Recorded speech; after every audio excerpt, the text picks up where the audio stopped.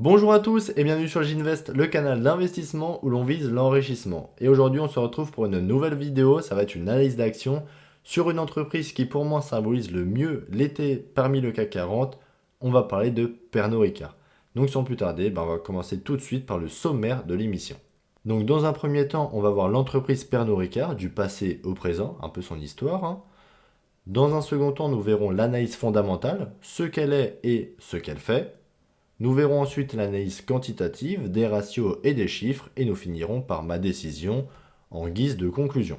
Alors comme d'habitude, je ne suis pas un professionnel de la finance, vous devez faire vos recherches par vous-même, c'est votre argent, prenez votre temps, ce n'est pas un conseil à l'achat ou à la vente. Alors l'entreprise Pernod Ricard, on va voir un peu son histoire. Donc tout a commencé en 1975, la création de Pernod Ricard suite au rapprochement des sociétés Pernod datant de 1805 et de Paul Ricard en 1932. En 1988, ça a été l'acquisition du principal producteur de whisky irlandais, propriétaire de Jameson. En 2005, le groupe devient numéro 2 mondial, donc là tout s'accélère, des vins et spiritueux suite à l'intégration des champagnes Mumm et Perrier-Jouët, le whisky Ballantine's et la liqueur bien connue Malibu. En 2008, ça continue, il y a eu le rachat de Vin et Spirit, propriétaire de la vodka Absolute. En 2015, Alexandre Ricard, petit-fils de Paul Ricard, est nommé PDG. En 2019, ça va être la construction de la première distillerie de single malt en Chine.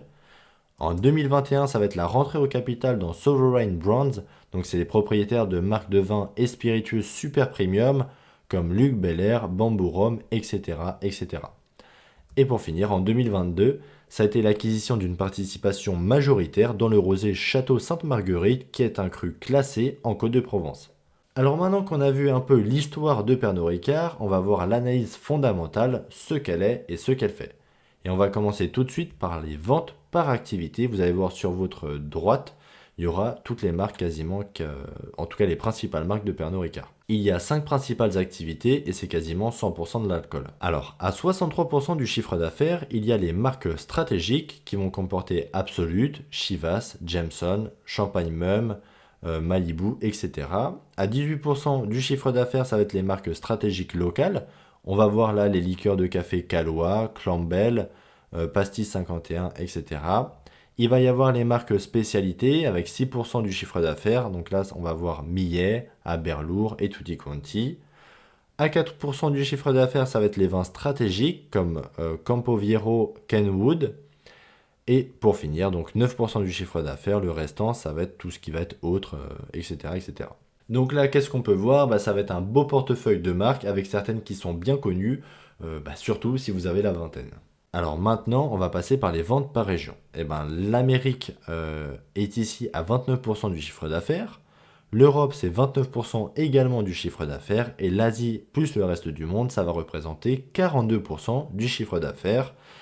Là, on voit qu'il y a une bonne répartition par région. Le chiffre d'affaires est bien éclaté entre tous les pays. C'est vraiment un bon point pour le groupe. Nous allons voir maintenant les forces de Pernod Ricard. J'en ai compté 4 et on va commencer tout de suite. Alors, la première force de Pernod Ricard, c'est qu'elle a un beau portefeuille de marques bien diversifié et de différentes catégories d'alcool. Avec plus de 240 marques disponibles, on pourra y retrouver du champagne, des vins, de la vodka, du gin, du whisky, etc., etc. Dont certaines références d'alcool sont très haut de gamme, avec notamment des whiskies et cognacs qui vieillissent durant des décennies. La deuxième force de Pernod Ricard, ça va être une belle présence mondiale.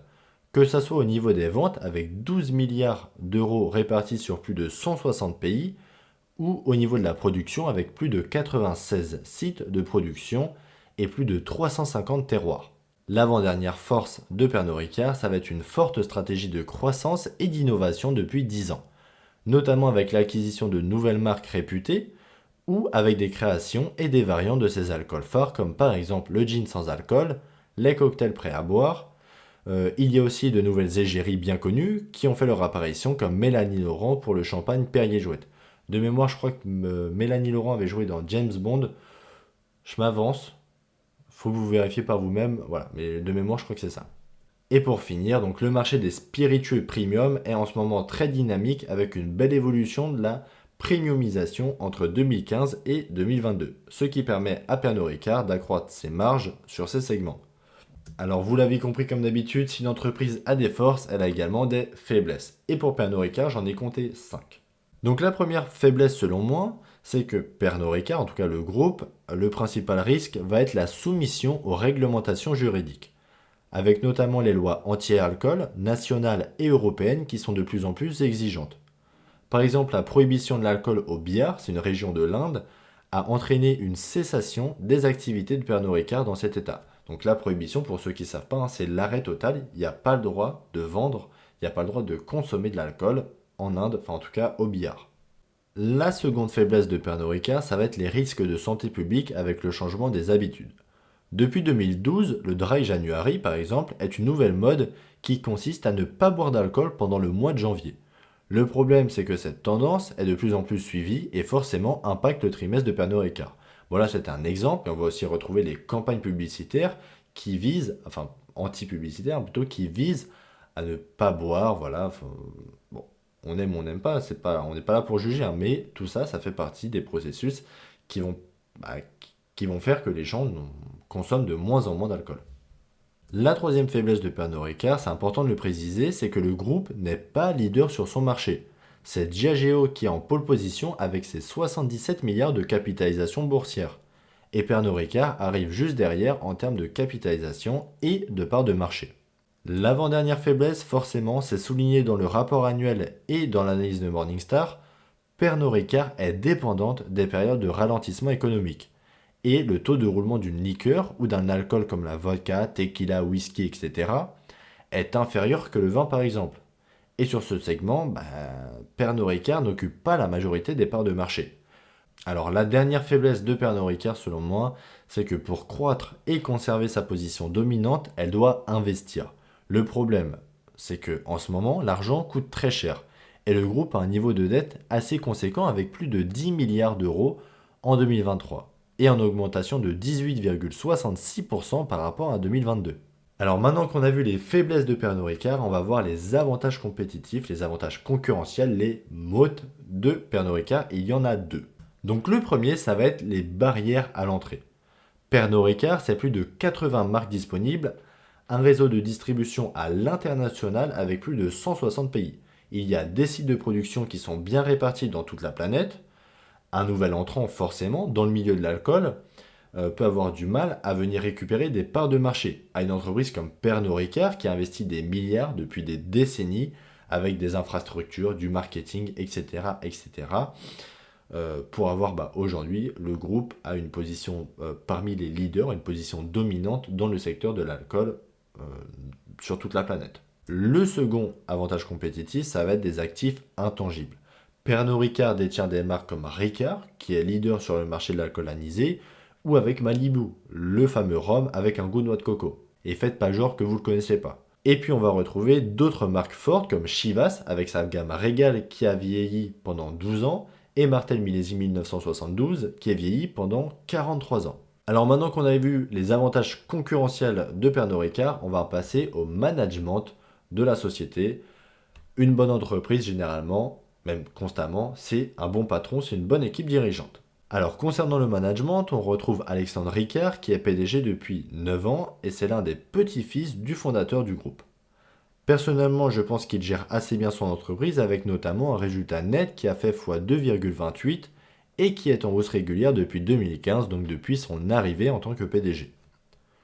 Le business model de l'entreprise, pour moi, n'est pas très compliqué, hein. Ça va être de vendre un maximum de volume en se renforçant dans les pays émergents. Tout le monde l'a compris, eux aussi, c'est bien expliqué dans le rapport annuel. Et forcément, ce qui en fait une entreprise relativement simple à gérer. Alors, on fait un petit tour avant de passer à l'analyse quantitative sur l'actionnariat de l'entreprise. Donc, il y a une ligne ici qui est très intéressante. La famille Ricard est encore au capital du groupe avec 15% des parts. Et M. Ricard a, quant à lui, 186 000 actions de la société, ce qui représente à peu près en valorisation 20 millions d'euros.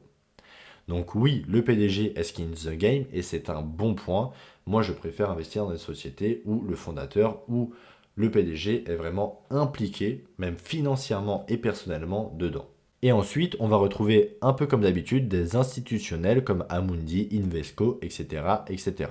Alors maintenant que l'on a fait l'analyse fondamentale, on va passer à l'analyse quantitative des ratios et des chiffres. Donc, le chiffre d'affaires est-il en croissance? Eh bien, par rapport aux données de l'application IQ Invest, donc sur 10 ans, la croissance du chiffre d'affaires, c'est de 3,1%, sur 5 ans de 7,1% et sur un an de 0,9%. Bon, là, vous pouvez le voir, hein, la croissance est vraiment très faible du chiffre d'affaires, qui a tendance même à stagner, comme on le voit sur la droite.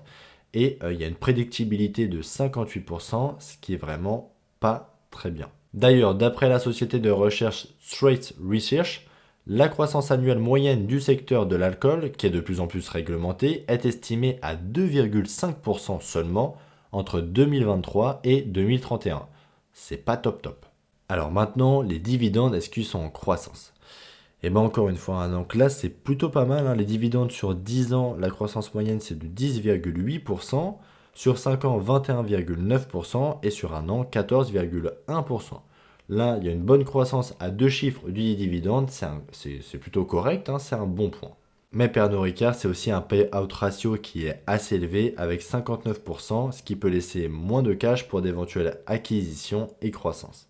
Alors maintenant qu'on a vu les dividendes, on va voir un peu la santé de Pernod Ricard. Donc la dette nette sur l'EBITDA, alors là le ratio comme d'habitude que j'aime beaucoup, il est ici à 2,7.